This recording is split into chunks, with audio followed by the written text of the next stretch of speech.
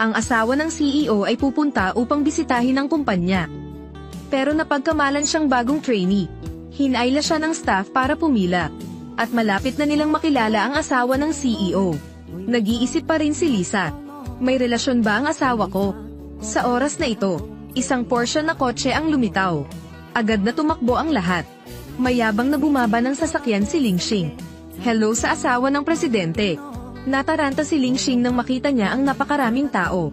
Magalang siyang nagpakilala. Ako si Lingxing, isang bagong intern. Hindi mo kailangang maging sobrang humble. Inutusan kami ng presidente. Nandito kami para tanggapin ka. Naunawaan ka agad ni Lingxing. Inakala pala ng mga taong ito na siya ang asawa ng CEO. Nagpa siya si Lingxing na samantalahin ang pagkakataong ito. Nang tanggalin ni Lingxing ang kanyang salamin. Agad naman siyang nakilala ni Lisa. Umakyat ka at kumusta? Ngunit hindi siya pinansin ni Lingxing. Naalala ko ngayon. Isa kang huminto sa pag-aaral dahil mahirap ang iyong pamilya.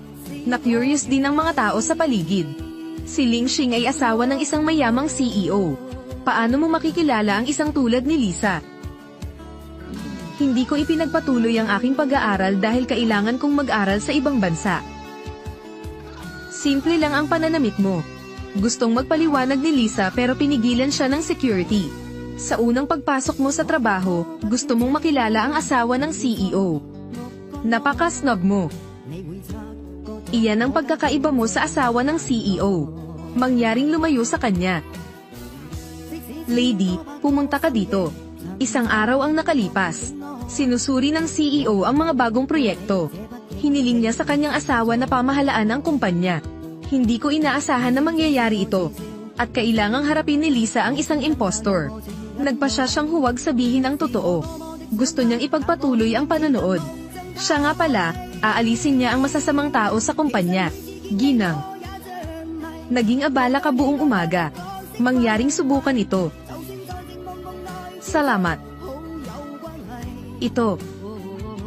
Halika dito. Kunin mo siya ng isang basong tubig. Tagapangulo, nagpunta siya sa isang business trip ng ilang araw. Aalagaan kita para sa kanya.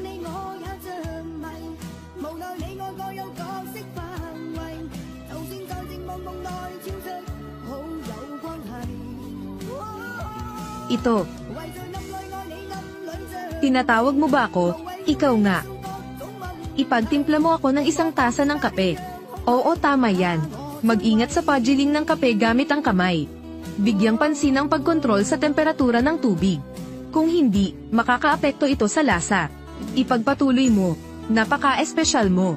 Bakit hindi mo gawin ito sa iyong sarili? Mayroon kang sapat na mga braso at binti. Lisa, huwag makipagtalo kay Lingxing. Kick. Hinihiling kanyang magtimpla ng kape. Ito ay iyong karangalan. Ikaw ay isang taong bayan. Itong buhay. Ilang beses kaya, pagkakataon na pagsilbihan ng asawa ng CEO. Nagmamadali kang maging alipin. Ayoko. Lumayo. Hindi yan ang dapat mong sabihin. Tuturuan kita ng leksyon. Subukan mo ng isang beses pa. Subukan mo ulit. Tara na. Bakit ang dami mong sinasabing kalokohan? Hoy, anong ginagawa nyo? May pinapagawa si Lingxing sa iyo. Ito ay iyong karangalan. How dare you look down on her? Mabilis na humingi ng tawad. Wala akong ginawang mali. Taga-bansa ka lang. Sino ka sa tingin mo? Kung tatanggi ka, matatanggal ka ba dito? Huwag mo na akong hawakan. Gusto mong maging alipin, pero hindi ko. Lahat ay ipinanganak na pantay-pantay. Walang sinuman ang mas marangal kaysa sa iba. Hinihiling ko sa iyo na linawin ang sitwasyon. Ang mundo ng pagkakapantay-pantay ay isang panaginip lamang. Ako ang asawa ng CEO. Aking pagkakakilanlan. Maraming beses na mas marangal kaysa sa iyo. Tama iyan. Ginang, siya ay bulag. Maliit na tauhan. Hindi ka dapat nagagalit. Naglakas loob kang suwayin ang kanyang mga salita. Gusto mo bang makick out sa kumpanyang ito? Anong grupo ng mga bulag? Liz, ano ang binubulong-bulong mo? Sabi ko, mahal na mahal ng CEO ang kanyang asawa. Naiinggit talaga ako sa ibang tao. Narinig mo na ba ang tungkol dito? Magdaraos ng party ang pamilya ni Sheng. Charity auction. Maraming collectors ang pupunta doon. At saka, buong halaga ng auction, ibibigay sa mahihirap na lugar. Tama iyan. Pinakamahalaga. Isang lubhang mahalagang bagay. Yan ay Graf Brilyante. Itong brilyante, tagapangulo, ibibigay niya ito sa kanyang asawa. Ito. Pupunta ka rin ba dyan? Graf Diamond. Bilyon-bilyong dolyar ang halaga nito. Ito ay natatangi sa mundo. Tuktok na brilyante. Pagmamayari mo ba ito? Tumingin ka lang sa malayo. Napakahalaga ng buhay na ito. Ang CEO ay tunay na manliligaw ng kanyang asawa. Nais kong maging taong iyon. Graf Diamond. Tagapangulo. Siya ay tunay na isang manliligaw ng kanyang asawa. Kaya niya itong pag-aari. Sobrang seloso. Dahil sa auction na ito ay lubhang makabuluhan. Maraming sikat na tao. Lahat ay lalahok. Kahit ang presidente. Ang pamangkin ay nakatira sa malayo. Pupunta siya doon. Ilang taon lang ang agwat niya at ng CEO. Kung nasa auction tayo, kilalanin mo siya. Siguro, kaya kung yumaman. Mabuting tao ang asawa ng CEO. Dadalhin niya tayo doon. Tama ba?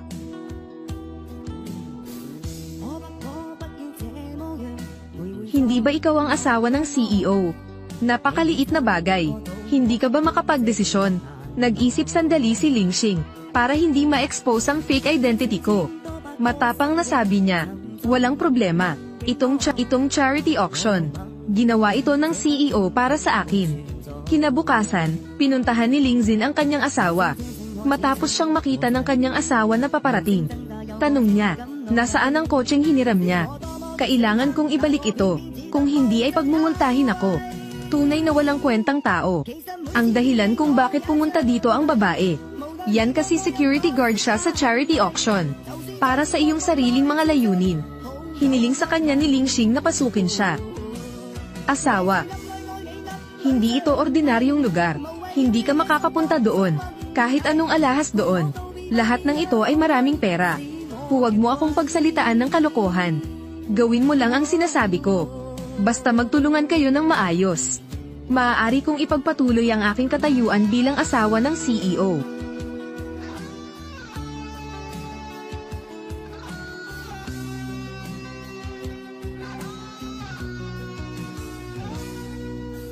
Asawa. Asawa, kailan ka babalik? Magsisimula na ang auction. Nasa airport na ako. Namimiss mo ba ako? Sinong nakakamiss sa'yo? Ah, tama na. Ang item na ito, sino ang gusto mong bigyan? Yang brilyante. Maliban sa iyo, walang karapat-dapat dito. Sige.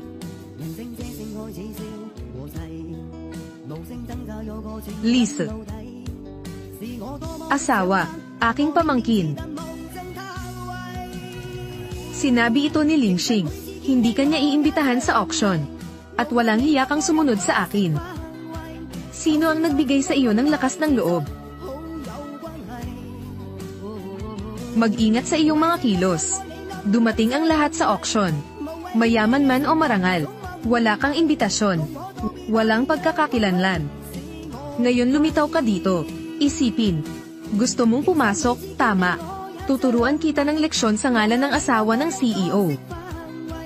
Liz. How dare you appear here? Ang singsing na diamante. Ito ay medyo makatotohanan, ngunit huwag isipin, nakasuot ka ng peking damit. Maaari mong takasan ang iyong pagkakakilanlan sa kanayunan. Napakaganda mong manamit. Sinusubukan mo bang manligaw ng mga lalaki? Para kang asong babae. Pamahalaan. Ayos ka lang ba? Mag-ingat sa iyong mga salita. How dare you hit her? Gusto mo ring subukan ito?